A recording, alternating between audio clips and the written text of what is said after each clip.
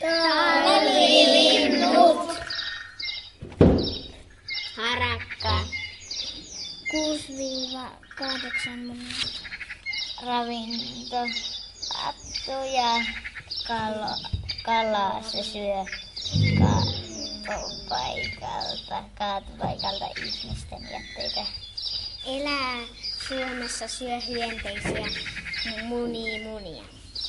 Äänestä sen ääni on titity ja keltaisesta rinnasta.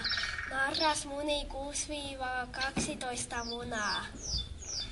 Sen ruokaa on talvipallot ja sienet. Tuntomerkit. Punatulkulla on punainen rinta.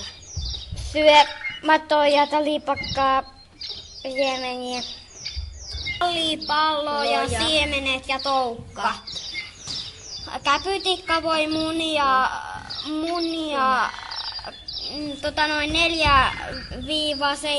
4-7 munaa. Ja sitten käpytikka on Suomessa siellä aika ylhäällä.